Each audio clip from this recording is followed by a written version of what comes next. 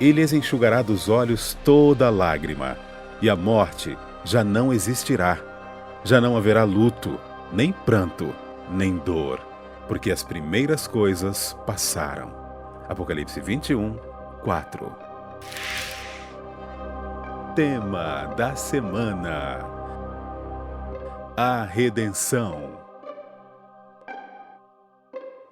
Que pena, chegamos ao final de mais uma temporada do Lições da Bíblia. Mas semana que vem tem uma nova, hein? Nós vamos estudar o Evangelho de Mateus. Eu tenho a certeza que será uma grande bênção, como foi esta temporada para a gente, onde nós aprendemos ainda mais sobre a Palavra de Deus, especificamente o tema do grande conflito. E chegamos ao último encontro com o grande tema, a bendita esperança, o novo céu, a nova terra, a redenção, quando o mal será exterminado para sempre. É muito bom estarmos juntos para estudarmos a Palavra de Deus. E os nossos queridos convidados desse terceiro e último encontro. Eu começo agradecendo, porque no fim nem sempre é possível. Obrigado, pastor Fábio de Sá. Obrigado. Pastor Fábio, que é o coordenador do Núcleo de Programas Espirituais aqui da TV Novo Tempo e apresentador do programa Missão 360. Missão 360. Seja bem-vindo e obrigado. Mais uma vez agradeço estar junto com vocês aqui. Estaremos juntos em outros momentos, mas é um privilégio estar aqui no Lições da Bíblia. Privilégio é nosso. Pastor Ezequias Guimarães voltou, sempre deixará saudades, por isso retorne. Pastor aqui da Igreja Adventista do Jardim América, em Jacareí, que é pastor de muitos funcionários da Novo Tempo, ovelhinhas. É verdade, pastor. Obrigado aí pelo convite. Estamos à disposição, foi um prazer participar. Espero que tenhamos contribuído aí com a palavra do Senhor. Com certeza. Para que seja levada e introjetada no coração de todos. Com certeza. E sempre trazendo aquelas belíssimas frases. Faça um livro. As frases do pastor Ezequias. Tá bom, pastor Ezequias? Olha lá, fica aí Ficou a dica. Fica a dica. Tá motivado, né? Tá motivado. Você também... Por falta de apoio não vai acontecer. É verdade. Vamos suplicar a orientação de Deus, mais uma vez, a iluminação, ao abrirmos a sua palavra? Pastor Fábio, por favor. Senhor nosso Deus, mais uma vez buscamos a Tua presença e pedimos que nesse momento, tanto nós que estaremos aqui apresentando a Tua palavra, quanto aqueles que estarão também assistindo e ouvindo, possamos sentir a Tua presença ao nosso lado. Nos use em todos os momentos, fale ao nosso coração e que tudo que for estudado aqui gere uma mudança na nossa vida, é o que pedimos em nome de Jesus. Amém, Senhor Deus. Eu não posso deixar também de agradecer a toda a equipe que está sempre envolvida aí, o pessoal, produção, todos que estão envolvidos, para que você receba sempre aí na sua casa um programa que o aproxime ainda mais do Senhor Jesus e para que você tenha uma vida realmente feliz. Nesse momento é hora de a gente ouvir a palavra do autor. Acesse o nosso blog, compartilhe os vídeos do autor. Você pode compartilhar com seus amigos, você que faz parte da comunidade adventista, que tem a sua classe de estudos, compartilhe com aqueles que fazem parte da classe. Eu aproveito para convidar você que assiste, acompanha o programa Lições da Bíblia, que participa de uma outra comunidade religiosa, você sempre é bem-vindo para estar na Igreja Adventista no sábado pela manhã, a partir das 9 horas, onde a gente tem um momento de discussão, de conversa sobre o tema apresentado aqui no Lições. Nesse momento, com a palavra, pastor David Tasker é o autor do nosso guia de estudos desta temporada. Chegamos ao final da história. O mal foi derrotado. Deus recriou a terra como no início, perfeita e bela. Tudo está em harmonia, como descreve Ellen White. Qual é a garantia de que vai ficar assim e não vai piorar de novo? Qual é a garantia? Bem, nós sabemos que a experiência do pecado tem sido muito cara. Matou o Filho de Deus, o que significa que pela eternidade ele é um ser humano com cicatrizes em suas mãos. Não consigo entender esse enorme sacrifício que ele fez. Mas então a Bíblia nos diz que seremos reis e sacerdotes. O que significa isso? Isso significa que vamos compartilhar a história pela eternidade. O que significa ser redimido? Porque, assim como a Bíblia nos diz, alegrai-vos, ó céus, e vós que nele habitais. Mas ai dos que habitam na terra, porque o tempo é curto e as coisas muito más vão acontecer muito em breve. Então, quem representa os céus, que se alegram, ao contrário dos que moram na terra? Suponho que há muitos seres criados no céu. Só me pergunto o que vai acontecer com as pessoas. O que significa ser redimido? Estas histórias afirmam que, não sei quão longe fiquem esses lugares, mas você sabe, o que digo é que, compartilhando as histórias e situações informais, ficaremos fascinados ao saber o que significa ser redimido. Quando pensamos nos restaurados, está escrito que Deus enxugará toda lágrima dos seus olhos. Não haverá mais morte, nem pranto, nem clamor, nem dor. Quantas pessoas podem tocar o seu rosto? Não muitas. Com certeza você não deixaria um estranho tocar seu rosto. E se você está chorando e alguém vem para secar as suas lágrimas, você poderia até mesmo empurrá-lo, porque não é uma pessoa próxima em que você confia, e não tem direito de tocá-lo. E seu Deus vem e limpa as lágrimas. É aqui onde vemos uma relação muito próxima. Isso me sugere duas coisas. Em primeiro lugar, Deus enxuga as lágrimas. Isso tem um significado eterno. E em segundo lugar, Ele está tão perto de nós que irá garantir que vamos ficar bem. Não vamos lidar com tais situações tentadoras. E sejamos sinceros, queremos o mal novamente? Os que serão redimidos, nenhum dos redimidos vai querer o mal novamente. Porque temos visto o custo, o que causou aos nossos seres queridos e nunca mais iremos querer o mal. Assim, podemos compartilhar a história da salvação e apontar para Jesus como o Cordeiro que tirou o pecado do mundo, não só para nós, mas para todos os tempos.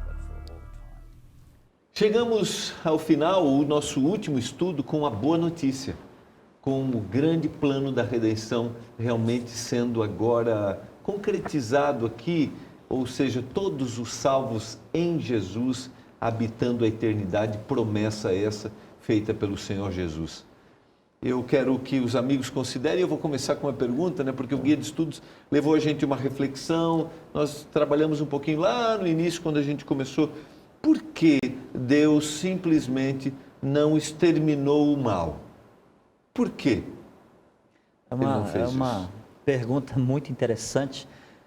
Eu acredito que nós não temos respostas para tudo, mas pelo menos a gente tem como estabelecer algumas premissas, algumas verdades, algumas coisas que temos a plena convicção de que existem no coração de Deus. Primeiro, que o amor ele não pode crescer nem se desenvolver num ambiente que não tenha liberdade. Deus não criou seres cibernéticos, Deus criou seres humanos com coração e nos deu algo que às vezes é até ruim para nós, que é o livre-arbítrio, Quantas vezes nós usamos o livre-arbítrio indevidamente, mas nós temos o livre-arbítrio. Imagine se ele destruísse ali Satanás no momento em que ele pecou juntamente com os anjos que caíram. Vamos ter aí uma imagem da plateia, os anjos do Senhor que não caíram, vendo aquela situação. Eu não tenho dúvida nenhuma que daquele momento em diante, eles obedeceriam a Deus por temor e não por amor. Pastor, então, sim, pode falar. Fica à vontade. Pode. O que eu diria é o seguinte, pastor, em cima do que o pastor Ezequias mencionou, imagine um contexto que não existia mentira. Porque nós vivemos num ambiente agora de mentira, a gente sabe que existe a possibilidade da mentira. Agora, num contexto em que nunca ninguém havia ouvido uma mentira, Um contexto onde pura verdade saía da boca dos anjos de Deus. De repente, alguém diz assim, Deus é mau, Deus é um Deus isso, aquilo. De repente, eles começaram a crer naquele contexto da mentira de Satanás e uma eliminação de Satanás naquele momento seria vista aos olhos de cada anjo, completando o que o pastor disse aqui, como uma tirania cruel. É a gente imaginar dentro de um contexto nosso aqui, no contexto de nós três, de repente dizendo que o outro está errado, de repente um dos três eliminaria o outro, o que o terceiro pensaria sobre aquilo? Será que existia de fato? Não há mentira nesse contexto. Então, no contexto humano, onde há a inverdade, é muito fácil a gente, de repente, analisar por um lado. Mas naquele contexto do céu, onde não existia isso, eu creio que o desafio seria mais difícil para Deus ainda, né? Porque o pastor citou, o grande fundamento do governo de Deus é o amor. Pastor, ainda que não houvesse espectadores, ainda que não houvessem outros anjos, ainda que todos tivessem caído, isso é um contraponto ao caráter de Deus. Exatamente, o que Então, ele é. O que ele é. E ele não pode deixar de ser aquilo que ele é. Exatamente. Porque se o fundamento do governo de Deus é o amor, ele deseja que o amemos em liberdade. Sim. Como uma expressão. Até porque não existe amor sem liberdade. Exatamente, exatamente. E com lealdade, né? A gente inclui a lealdade, aí entra o porquê da árvore do conhecimento do bem e do mal, mas o fundamento de Deus. Então, o mal precisava ser revelado. Né? Eu quero até fazer uma pequena correção uma frase que eu disse, que nós vamos ver agora, eu disse a concretização da salvação, da redenção. Em realidade, ela se concretizou com a morte, com a ressurreição, mas agora o desfrutar da redenção. O happy end, o final feliz. Exatamente. Né? Agora sim, todos aqueles que aceitaram a salvação vão desfrutar. E eu quero trabalhar isso com vocês. O guia já entra... A descrição do guia colocada está em Apocalipse capítulo 20, versos 1 a 3, que é um período que nós começamos ou viveremos a partir da volta de Jesus. Mas eu gostaria que vocês contextualizassem esse período, todo o fim do sofrimento. A gente poderia dizer assim, eventos que marcam o início desse período. Pastor, vamos imaginar a volta de Jesus, né? Que é a partir daí que a gente vai... Existem os fatos históricos anteriores, né? Que é perseguição, pregação do Evangelho, mas a gente parte da volta de Jesus nas nuvens dos céus. Eu até reforço aqui, né, o título e o nome dessa TV, Novo Tempo. É claro que há um novo tempo na vida que aceita Jesus aqui na Terra, mas essa é a bendita esperança, esse é o novo tempo, a volta de Jesus. Jesus vindo nas nuvens dos céus e a justiça será feita. Os salvos, mortos, né, aqueles queridos que nós temos, ressuscitam. Aqueles que viveram com Jesus. Viveram com Jesus, que amaram a Jesus, que foram fiéis a Jesus. Eles ressuscitam. Os vivos que estiveram ao lado de Jesus também permanecem e juntos eles sobem para o céu com Jesus. Enquanto isso, conclua, pastor. Aqueles que estão nos assistindo, 1 Tessalonicenses 4 fala sobre a ressurreição, né? Okay. Confirma. O próprio Apocalipse capítulo 7, verso 9, fala dessa grande multidão de vivos aí. Só para que o nosso ouvinte possa eu acompanhar. Até vou... Pode continuar, pastor, enquanto eu abro aqui. Enquanto isso, os ímpios, ou seja, aqueles que não aceitaram Jesus, mortos, permanecem mortos, e os que estão vivos não desfrutarão da alegria de subir aos céus e permanecerão ali também mortos, morrerão pela glória de Deus, pela vivência do transtorno que será para eles a vinda de Jesus. Pastor, nesse contexto, daí entra a lição, né, pastor? A questão do milênio, o período de 1000 anos, a prisão de Satanás. Ok, você quer comentar antes que eu vou trabalhar um pouquinho dentro do que ele colocou? Nós vamos viver, nesse momento da volta de Jesus, duas situações completamente antagônicas, né? No livro de Sofonias, capítulo 1, verso 14... Lá diz que esse dia, o grande dia do Senhor, será negro, será escuro, e nele há de temer o homem mais poderoso. Todavia, Malaquias capítulo 4, verso 2, lá diz assim, para vós que temeis o meu nome, nascerá o sol da justiça. Então, por ocasião da volta de Jesus, nós teremos negrumes e trevas para aqueles que não aceitaram a Cristo, mas nós teremos um raiar de um novo dia, de um novo tempo, como falou o pastor Fábio, maravilhoso, para todos nós que estaremos salvos, juntamente com os nossos queridos ouvintes. Podemos dizer, haverá para alguns a esperança e para outros o desespero. Desespero, exatamente. Então vamos lembrar, quando Jesus volta, nós temos, como hoje temos, dois grupos de pessoas. Aqueles que aceitam o Senhor e aqueles que rejeitam o Senhor. Ok? 2 grupos. Esses 2 grupos se dividem em mais 2 grupos, porque são vivos Mortos. e mortos. Exato.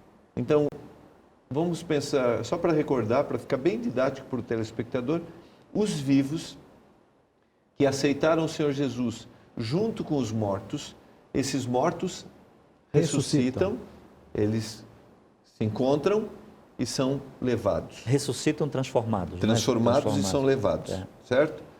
E aqueles que rejeitaram e não estão vivos, eles não suportam ver a A glória. glória de Deus. Eu até vou aproveitar e ler o texto de Apocalipse 6, 16. Aqui é a linguagem apocalíptica. E disseram aos montes e aos rochedos: caí sobre nós, escondei-nos da face daquele que se assenta no trono da ira do Cordeiro. Tá? Só para a gente... E então os que estavam vivos morrem. Os que estavam mortos Permanecem mortos. permanecem mortos. Consequentemente, a terra Fica desolada, né? desolada, vazia. E agora nós vamos para entender o que fazem o grupo, esse grupo no céu, e o que acontece na terra durante esse período, que é o contexto do nosso guia de estudos. E usa a expressão aqui: Satanás é amarrado. Apocalipse capítulo 20, versos de 1 a 3. Eu só quero citar o texto que o pastor, antes de ler Apocalipse 20, que o pastor Ezequias citou na descrição do pastor Fábio ali, que é 1 Tessalonicenses, capítulo 4, eu não vou ler aqui, só para citar para aquele que está acompanhando, 1 Tessalonicenses 4, 13 a 17. Isso. É isso, pastor? Isso. Está aqui, tá bom? Então, se você tem acompanhado o programa, quer anotar aí e depois conferir, eu creio que vale E a a pena. referência dos vivos que serão transformados, citei Apocalipse 7, verso 9. Exatamente. E Tá. 1 A grande Coríntios, multidão. capítulo 15, né? Capítulo 15 que nós trabalhamos Certo. aqui, né? Que o que era corruptível se revestirá da incorruptibilidade. Apocalipse, capítulo 20, versos de 1 a 3. Então vi descer do céu um anjo, tinha na mão a chave do abismo, uma grande corrente, segurou o dragão, a antiga serpente, que é o diabo, Satanás, e o prendeu por 1000 anos. Lançou-o no abismo, fechou e pôs selo sobre ele, para que não mais enganasse as nações, até se completarem os 1000 anos. Depois disto é necessário que ele seja solto por pouco tempo. O que significa A primeira- a prisão de Satanás. É uma prisão circunstancial, né? Ele não será acorrentado, mas circunstancialmente ele estará preso, porque a terra se tornará um abismo vazio, sem pessoas para que ele possa tentar. Então, como não haverá pessoas para ele tentar, ele estará preso pelas circunstâncias durante esse período que a Bíblia aqui fala de 1000 anos, né? Porque hoje o trabalho do inimigo de Deus é tragar, destruir, anda ao nosso redor bramando como leão. É isso. Pastor, o título da lição de domingo é Satanás amarrado, né? E quando a gente pensa numa pessoa amarrada, a gente já se reporta para a mão, né? A mão é símbolo de atuação. Ou seja, Satanás ele não vai poder mais atuar. Acabou o momento de atuação de Satanás, inatividade. Naquele momento a gente percebe que ele não vai poder agir mais mentindo, enganando. O domínio dele, a influência dele se foi naquele momento. E o que eu acho bonito desse momento histórico e profético é que enquanto Satanás é amarrado, o ser humano é liberto definitivamente naquele momento, né? Está no céu com Cristo Jesus e Satanás amarrado também. Muito bom. Nós vamos para o intervalo e já vamos explorar um pouquinho isso, mas eu achei muito interessante. Enquanto o inimigo de Deus está sendo amarrado, o povo de Deus está sendo liberto. Você está acompanhando o programa Lições da Bíblia. Nós vamos para o intervalo e nós voltaremos já.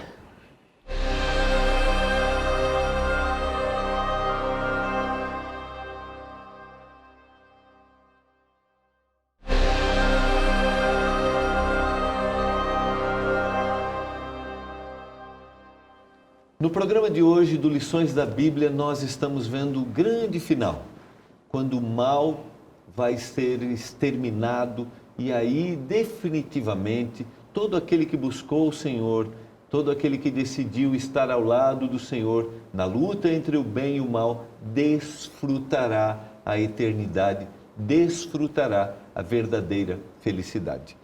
Vamos um pouquinho adiante? Vocês querem fazer um comentário? Não, eu achei super interessante o pastor Fábio falou a respeito do aprisionamento de Satanás coincidir com a libertação do povo de Deus, né? Então, aquele que tantas vezes cativou fisicamente, mentalmente, psicologicamente, agora está circunstancialmente amarrado, acorrentado, preso, porque não pode desenvolver a sua malignidade, não é? Então eu fiquei muito feliz com essa frase, porque a nossa libertação coincide com o aprisionamento de Satanás. Pastor, e a lição, ela começa a descrever alguns nomes de pessoas que foram aprisionadas, né? Injustamente. Por exemplo, João Batista, o próprio Jesus, Paulo, Pedro, tantos outros que foram aprisionados por falarem a verdade, por pregarem a verdade. Mas naquele momento, circunstancialmente, Satanás vai ser preso, não podendo enganar mais, não podendo dizer mais inverdades, não tem quem ele enganar mais. Em contrapartida, a gente começa a analisar um pouco a história também. No Egito, o povo foi liberto, né? A lição de domingo começa a descrever um pouquinho a libertação. Eu queria fazer um comparativo desse momento com o período do Egito também, da libertação. E a Bíblia descreve o seguinte, que uma das razões principais pelo qual Jesus veio, assim como no Antigo Testamento, foi trazer libertação aos cativos de Satanás. Isaías. E essa é a concretização final da libertação daqueles que foram aprisionados por Satanás. E o Gui até cita episódios desses. Alguns desses episódios. Exatamente, de libertação de um e de outro, vai dando esses episódios. Aqui definitivamente há uma libertação. É muito e ele citou legal aí de isso. pessoas que foram literalmente presas.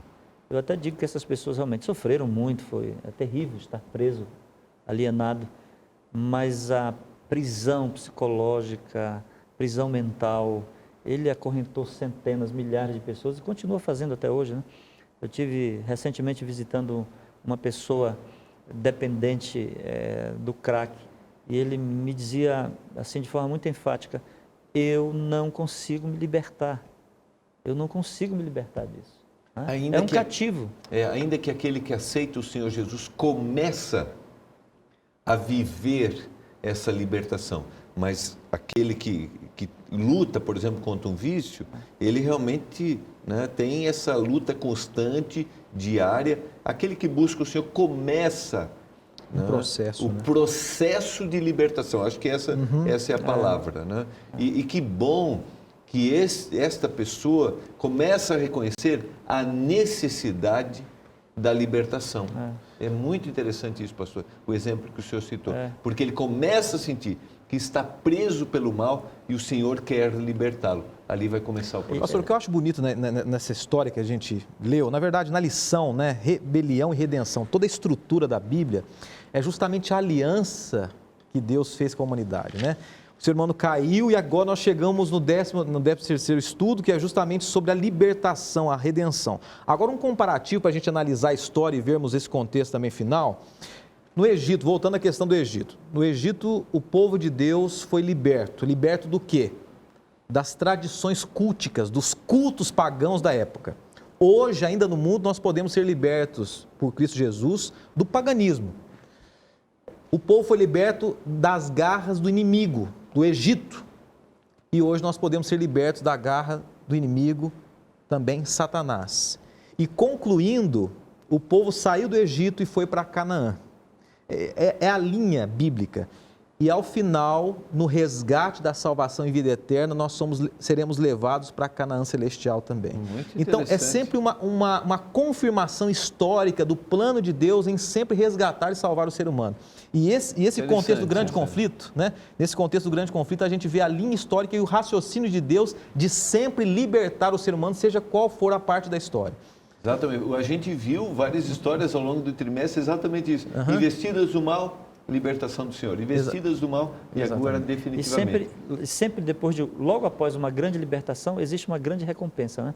Como foi no caso do povo de Israel saindo do Egito, os cativos de Babilônia voltando para Jerusalém. E você me fez lembrar como começam os mandamentos, quando Moisés recebe. Eu sou o Senhor. Eu sou o Senhor teu Deus, que te tirei da terra da servidão. Eu te libertei, para você viver agora realmente feliz. Eu já fiz um estudozinho sobre essa frase, 20. eu te tirei da terra do Egito.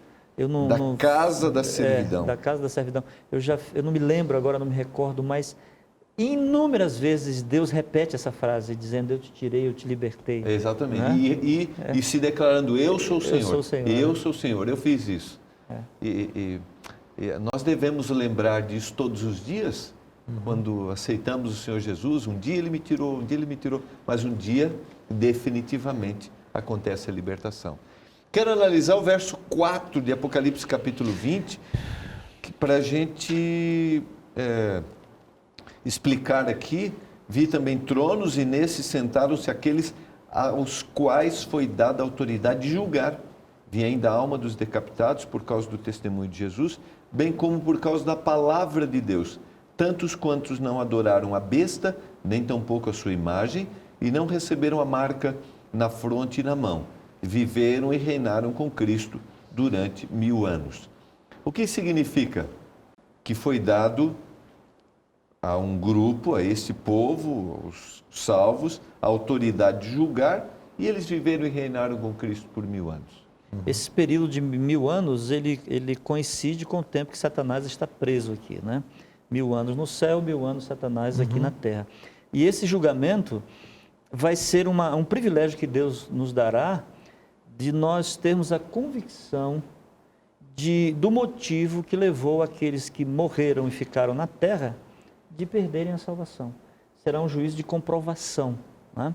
Eu tenho a impressão que se houver algum tipo de dúvida no coração de alguém, essa dúvida será sanada nesse momento, porque nós vamos entender perfeitamente que em todo o plano salvífico de Deus, em todo o projeto dele de reabilitação do ser humano, com a prisão de Satanás, com a morte dos ímpios, Deus continua sendo justo. Continua sendo justo. Essa talvez seja a grande questão aqui. Eu gosto de exemplificar quando a gente pensa... Vamos partir aqui que uma pessoa que nós amamos, ela é salva, e nós, vamos pensar em todos os cristãos, e nós não vamos. Eu não vou. E aí vamos partir do pressuposto que ela nos ame profundamente e viveria a eternidade em tristeza. Mas por que ele não veio? Por que não veio? Aqui são as grandes respostas, né? Até porque no céu nós continuaremos com livre-arbítrio. Exato. Nós continuaremos e teremos o direito de pensar, de avaliar. Exatamente. Então, esse juízo, fala aqui dos tronos, que nos assentaremos nos tronos e julgaremos, é um juízo para comprovar. Até porque o julgamento já foi estabelecido, os ímpios já estão perdidos. Então, é um juízo realmente de comprovação, para que todos nós tenhamos a forte convicção de que o Senhor Jesus é justo em todas as suas ações e em todos os seus juízos também, né? Muito bom. Pastor, eu diria o seguinte, eu acho que tudo se resume na justiça de Deus, né? Por que nós já discutimos logo no início aqui, por que Deus não destruiu os anjos logo no início? Ele queria mostrar quem era justo de fato, quem tinha razão de fato, ele deixou as coisas transcorrer. Por que no final, na volta dele, ele já não destrói então de fato? Mais uma vez, eu quero mostrar para vocês, para que não haja dúvida, da minha justiça, um período de tempo. Em cima do que você falou, pastor, eu sempre fico imaginando um pai, né? Um exemplo até um pouco mais detalhado, um pai não vendo o filho lá no céu, né? Deus vai dizer assim, você tem 1000 anos para entender, saber, analisar todas as oportunidades que eu dei para o teu filho, né? De repente alguém está em casa pensando assim, mas Deus vai confirmar a justiça dele, e que eu acho bonito, mais uma vez citando um dos escritos da autora cristã, da mulher usada por Deus, Ellen White, que diz o seguinte, que quando Jesus vier nas nuvens dos céus, ainda que seja por um segundo, mesmo aqueles que aceitaram a Jesus ou não, todos dirão, Deus é justo. As pessoas entenderão a justiça de Deus, entenderão os porquês, o porquê do sofrimento, por que eu perdi meu filho naquele momento, por que eu passei apuros, por que eu sofri, por que daquela doença. Hoje eu entendo que Deus é justo. Então, na volta de Jesus e no milênio, a gente vai entender um pouco mais profundamente a justiça de Deus sobre o ser humano e o amor acima de tudo também, A né? linguagem apocalíptica diz que os livros serão abertos. Definitivamente, quem ele era, as oportunidades, até o guia citou isso, né? Nesse tempo de abertura dos registros, veremos, diz lá no guia de estudos, as incontáveis vezes em que a voz mansa e delicada de Deus atraiu os perdidos com palavras de bondade e amor. Pacientemente, ele persistiu, só para ter sua voz repetidamente sufocada pelo barulho das coisas que este mundo ostenta como sendo desejáveis. Silenciosamente, ele esperou, ansioso por uma oportunidade de ser reconhecido como aquele que pagou um preço infinito para que os perdidos pudessem ter a vida eterna. Mas, em vez disso, eles escolheram a morte. Então, eu gosto de pensar que quando os livros serão abertos, eu imagino uma tecnologia, né? A linguagem apocalíptica é os livros, né? Era o registro. Era o que tinha na época. Exatamente, eu imagino, era a descrição de João. Eu imagino Deus dizendo assim, tal dia, tal hora, em tal momento, olha o que aconteceu. Olha eu tentando falar. E eu fico imaginando, se vocês me permitirem aqui, neste momento, em nossa conversa, Deus, de alguma forma, está usando o que a gente está conversando aqui para falar para alguém, para falar para a gente e para falar para alguém que está. Deus está pacientemente fazendo com que a palavra chegue, com a verdade da palavra chegue, para que se tome uma decisão. Pastor, eu diria o seguinte, o milênio diz para mim, para cada um de nós, para os telespectadores também, é o seguinte: se eu me perder, é porque eu quis. Olha só, isso é duro para nós. Se eu me perder, é porque eu quis, porque Deus vai mostrar, de fato, as oportunidades que Ele nos deu. Agora nós temos uma tendência, pastor, de julgar as pessoas, Bem né, lembrado. de acordo com o nosso padrão, com o nosso calhamaço de julgamento. E Deus, nesse processo, também Ele vai mostrar o seguinte: eu julguei cada um de acordo com a realidade que ele viveu. Eu julguei o Gilmar de acordo com o contexto, de acordo com a estrutura física, familiar, com a propensão genética, com o ambiente. Eu julguei cada um de acordo com o que eu conhecia deles. Mas nós, seres humanos, a gente tem a tendência de fazer o quê? As minhas verdades vão ser a forma que Deus vai julgar os outros. Mais uma vez a gente vê o quê? A justiça de Deus e a gente percebe o amor de Deus sobre cada um de nós. Muito bem lembrado isso. Sobre esse fato, eu sempre gosto de dizer que Deus vai usar tudo o que Ele puder ao nosso favor. De onde viemos, como Ele falou, quem somos, se temos, se não temos, se temos cultura, se somos incultos. Tudo, a nossa ascendência familiar, tudo será usado a nosso favor.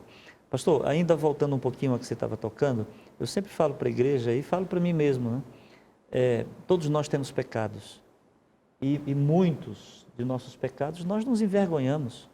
Eu me envergonho de coisas que eu já fiz e acho que muita gente também se envergonha.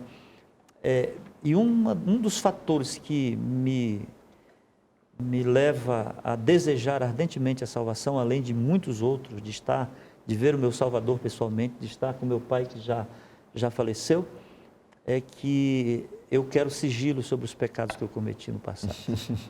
Porque para aqueles que se perderem, será de conhecimento universal. Porque Deus revelará o pensamento de todas as pessoas. Essa é a grande questão, né? Porque nós não sabemos o que está aqui, né, pastor? E nós vamos, no céu, entendemos por que aquele indivíduo parecia tão cristão e não era. E alguns que nós já achávamos que se conduziam indevidamente, vão estar lá. Né? A fala agora a sua e com a fala anterior do pastor Fábio, me lembra aquele...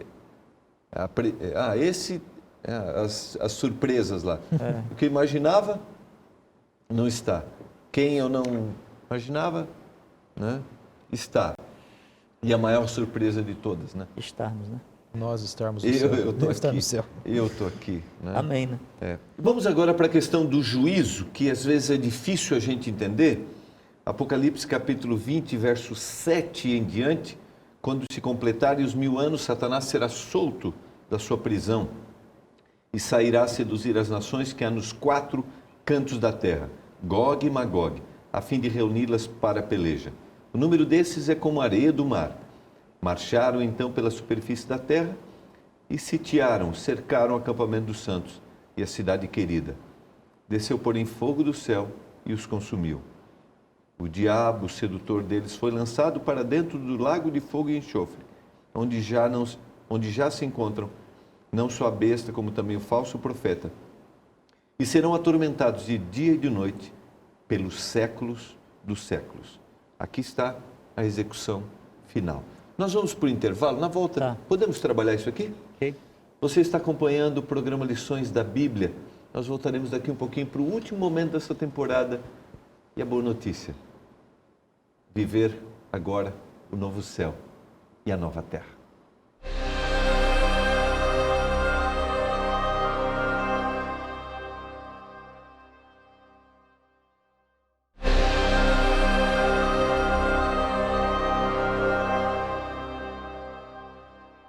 Voltando para o nosso último momento desta temporada. Nós fomos por intervalo, eu fiz a leitura do texto de Apocalipse, capítulo 20, 7 a 10. O que acontece após o período dos 1000 anos. Quais são os eventos e aqui o juízo final. Seria interessante a gente tornar assim bem simples para o nosso ouvinte. No capítulo 20, no verso 2, Satanás é preso de forma circunstancial, não há a quem tentar. No verso 4, por 1000 anos, eu queria enfatizar, Satanás é preso por 1000 anos. No verso 4, os salvos estão no céu com Cristo por 1000 anos. E é interessante que o verso 5 diz que os mortos não reviveram até... Boa lembrança. 1000 anos. Então, claramente a gente entende que depois dos 1000 anos os mortos ressuscitariam, os perdidos. Esses mortos são os ímpios os que não ímpios. ressuscitaram quando Jesus veio. Okay. Nesse momento, a prisão circunstancial de Satanás termina, porque agora ele tem a quem influenciar. Né? Aqueles mortos que rejeitaram, ressuscitaram. Até só para completar, a gente não leu, mas o verso 6, ele faz um paralelo falando dos mortos que ressuscitaram, que são os salvos. Em cima do paralelo, inclusive, pastor, me permita aqui, os 1000 anos começa com a ressurreição dos justos. Os 1000 anos termina com a ressurreição dos injustos. Ok, boa lembrança. E os justos, antes do milênio, ressuscitam renovados.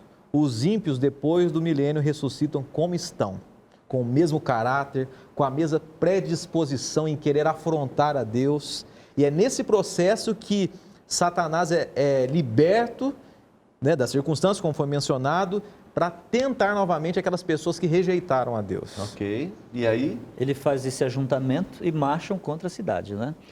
Eu acredito que será o maior exército de todos os tempos, de todas as épocas. Porque aí acontece o que está em Apocalipse capítulo 21, verso 2, a cidade santa, Nova Jerusalém, desceu. Ok? Então, só para a gente situar aqui a referência do texto. E aí? E a cidade santa está como para descer sobre a terra.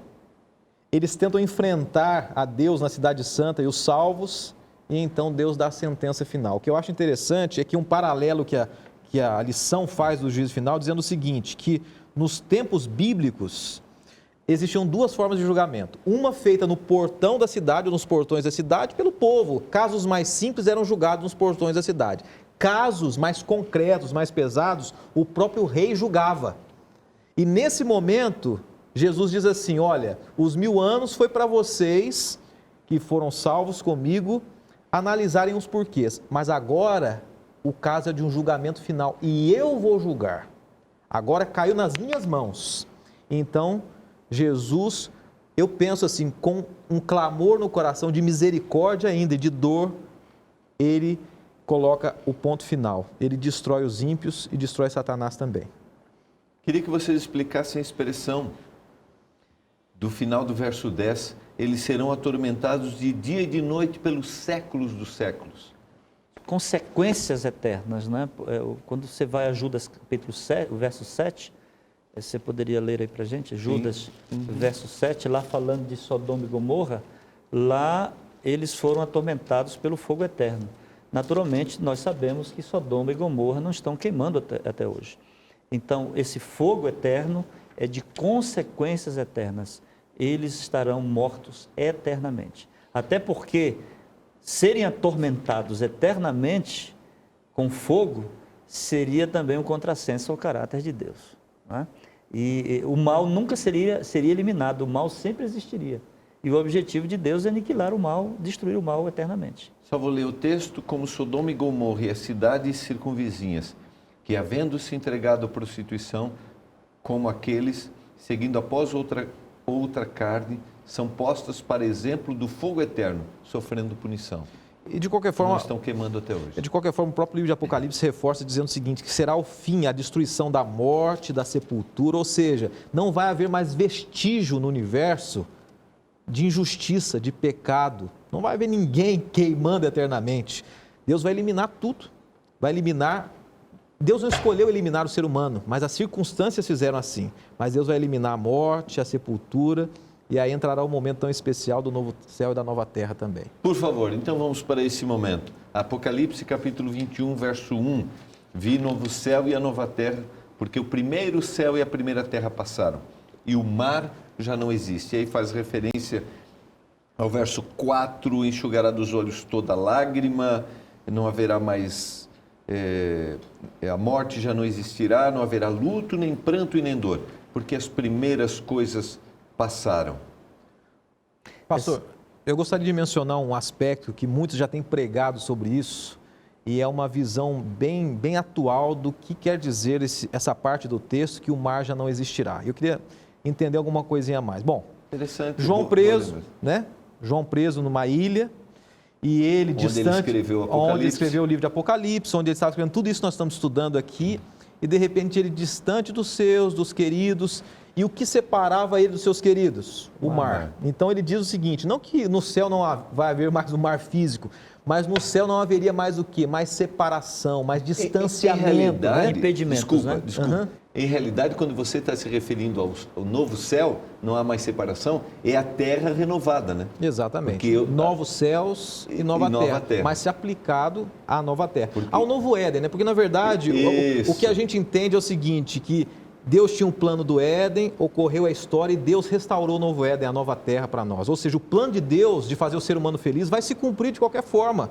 Se nós quisermos ser felizes ao lado de Cristo Jesus, nós seremos. Ele vai restaurar tudo isso. Agora, pastor, em cima da questão do mar já não existirá, eu creio que algumas pessoas poderiam dizer o seguinte, de repente, não que o mar não existirá, porque o mar era a separação de João, mas poderiam dizer assim, e a cadeira de rodas já não existirá. E a morte já não existirá, como diz o próprio texto. De repente, a separação que alguns têm um do outro é a dor do sofrimento, quem sabe a dor da luta espiritual, a dor também física, emocional e de uma doença. Então, quem sabe a cadeira de rosa seria o mar para muitos que João descreveu naquele momento. Muito bem colocado. O verso 4, João diz assim, e lhes do capítulo 21. Do capítulo 21. E lhes enxugará dos olhos toda lágrima. Eu acho que daria para a gente falar um dia, uma noite e continuar falando a respeito dessa situação. O que significa isso, né? Porque na minha mente contaminada pelo pecado, é muito difícil você conceber a ideia de um lugar, de uma vida onde não haja alguma situação que te leve às lágrimas. Seja a morte, seja a separação, seja o alienamento, seja o endividamento, seja lá o que for. Você vive a vida ou chorando, literalmente, ou derramando lágrimas no coração. E aqui nós estamos diante de um lugar onde já não haverá lágrimas. Pastor, eu acho que a lição não poderia terminar com um título melhor do que esse, não mais lágrimas. Mesmo porque só por essa razão já valeria a pena tudo que nós passamos ou temos passado aqui. Quantas pessoas, como mencionou o pastor, têm suas razões para chorar? E de repente Jesus diz assim, não haverá mais lágrimas. Ele diz assim, a dor não é para sempre, o sofrimento não é para sempre, a morte não é para sempre, a separação não é para sempre. Então, o fato de nós ouvirmos da boca do próprio Deus, através de João, dizendo que não haverá mais lágrimas, eu acho que por isso já valeria a pena tudo que nós temos passado aqui. E o guia até leva a gente a pensar, é difícil imaginar num mundo sem morte, tristeza ou choro, do suor, lágrimas Porque a morte, o suor e lágrimas têm sido a norma para a humanidade desde a queda. Então, tem que... E eu creio que é interessante a gente pensar no telespectador que está ouvindo isso pela primeira vez. Ele pode encontrar nisso tudo que a gente está falando uma lógica para a existência? Sim. Ele pode encontrar? Eu creio que ele pode encontrar o plano de Deus. E reforçando algo que eu mencionei, qual era o plano de Deus? Criar filhos, seres humanos, que eu amo para que eles sejam felizes. Eles fugiram no caminho, eles fugiram da rota. Daí, como um exemplo muito claro que se dá por aí, Deus, como um GPS, ele reconduz a rota e ele diz o seguinte: esse é o plano final que eu tenho para vocês, que foi o mesmo plano desde o início, fazer o ser humano feliz. Então, eu acho que essa é a experiência que aquele que, quem sabe, está ouvindo pela primeira vez ou já tem acompanhado as lições da Bíblia, de que o propósito final de Deus é fazer o ser humano feliz. Quem não quer ser feliz? Quem quer deixar de chorar? Todos nós queremos deixar de chorar. Então, é esse o propósito que a gente tem que colocar dentro do nosso coração. Um sonho de que haverá um lugar melhor. Pastor, eu diria o seguinte, eu fico imaginando aquele momento, né? De repente, um título de futebol. Vamos pensar num contexto brasileiro. O brasileiro gosta muito de futebol, de esporte. Quando um time ganha, a torcida vibra e dá um grito de vitória. Eu fico imaginando, naquele momento, os salvos e nós, pela graça de Deus, estarmos lá e gritando, dizendo: acabou, fim, toda essa luta, todo esse sofrimento acabou. Então eu veria como a concretização do sonho de Deus para nós, e por tudo isso valeria a pena, quem sabe, naquele dia a gente gritar: vitória final, acabou, serei feliz eternamente ao lado de Jesus. Como associar o fundamento do governo de Deus, que é amor, com essa destruição final? É amor. Porque o aniquilamento do mal é talvez uma das maiores evidências de que Deus nos ama. Imagine conviver com o mal eternamente. Seria uma tragédia, né? E aí a gente pode entender que o plano de Deus não foi frustrado. O que ele tinha, o plano dele original lá no início, está se cumprindo agora no final. Pastor, e o mal está sendo definitivamente aniquilado. A Bíblia é clara em dizer que Deus não planejou a morte do ser humano. Que a destruição final não foi feita para o ser humano. E a gente consegue entender o seguinte, que Deus de alguma maneira ele tinha que destruir o mal. Só que muitos vão escolher o seguinte: eu quero permanecer com o mal em mim. E Deus não vai ter outra alternativa de dizer o seguinte: eu tenho que destruir o mal. Se o mal está em você, eu não gostaria de destruir você. Mas você se apegou tanto ao mal, que como consequência da destruição, você vai ter que ser destruído também. Pastor, outra coisa é que Deus não está destruindo o mal. Deus está destruindo o pecado. Porque os perdidos e o próprio Satanás se tornarão a própria essência do próprio pecado. E Deus não pode amar o pecado. Deus odeia o pecado, assim como Ele ama aquilo que é reto. Faz parte do caráter dele. Então, quando Ele estiver destruindo aqueles que se perderam, os ímpios, na realidade Ele estará aniquilando o pecado. E, num aspecto mais amplo, a gente pode ver aí o grande amor de Deus, sem dúvida nenhuma. Porque, em realidade, o Senhor não tem prazer Na morte do ímpio. A gente entender isso, e aí tem uma outra questão, acho que vale a pena a gente pensar, e vocês trabalharem aqui, o que seria, porque eu te ofereço um lugar para ir, eu te ofereço uma oportunidade de salvação, eu te ofereço, você quer ser feliz, eu te ofereço, e aí você é levado forçado para esse lugar que te é oferecido. Então, pastor, eu não... Porque você citou um negócio interessante, assim, no céu, eu não vou estar porque eu não quis, porque o Senhor fez de tudo para me salvar. Eu me lembro de um vídeo que saiu nas redes sociais de um famoso cantor de música secular, dizendo o seguinte: o céu não é para mim, porque eu gosto disso, daquilo. O céu seria um lugar insatisfatório para mim, sem satisfação alguma. O fato é que o amor de Deus vai preservar mais uma vez a liberdade de escolha. Por maravilhoso que seja o céu, por melhor que seja, se para mim eu não tenho prazer no céu, não vou ter prazer, o que traz prazer para mim são os prazeres terrenos, as orgias, as bebedices, seja o que for, Deus vai dizer assim, se a sua escolha é essa, esse foi o resultado que você teve. Não Pastor, vou forçar a salvação eterna para você. E isso aqui eu acho que é interessante. Justiça e amor. Exatamente. Porque a gente tem dificuldade de associar essas duas coisas. Um juízo como expressão de amor, não um juízo como uma punição. Você quer comentar, pastor? Não, eu estava falando esse aspecto de querer, né? Um dia eu estava num determinado lugar, aí pelo Brasil, e estava vendo um determinado objeto. Chegou uma irmã da igreja e quando nós vimos a etiqueta do produto, era um preço, assim, bastante considerável. Ela cunhou uma frase muito conhecida, ela disse assim, tem coisas na vida que não é para quem quer, é para quem pode. E eu vi na declaração dela um atestado de pobreza, mas eu disse, olha irmã, a senhora tem razão, tem coisas na vida que não é para quem quer, é para quem pode, mas o melhor da vida não é para quem pode, é para quem quer, tem que querer. O céu tem que querer, o pastor Fábio falou, né? E todos podem. Todos podem. Basta querer. Basta querer. Esse é um grande detalhe. Eu queria terminar só citando, eu até sublinhei aqui no meu guia de estudos, nenhum dos perdidos enfrentará o juízo final antes do término do milênio, até que os salvos não apenas entendam porque os ímpios se perderam. Antes que uma única pessoa enfrente o destino final dos perdidos, o povo de Deus verá claramente a justiça e retidão do juízo final de Deus sobre eles. E uma outra referência que faz o guia, que fez a gente pensar, né? Talvez as lágrimas que sejam as que derramaremos pela aniquilação final dos perdidos, essas lágrimas, o próprio Deus as enxugará. E a tristeza e o sofrimento passarão para sempre. Eu queria ler um texto antes da gente terminar e sugerir ao nosso telespectador a leitura de um livro. Chama-se o livro O Grande Conflito. É da escritora Ellen White. Nós cremos na Igreja Adventista como inspirada, como profetiza. Eu creio que vale a pena. E o último parágrafo desse livro, nós conhecemos, traz uma mensagem muito interessante para a gente. O grande conflito terminou.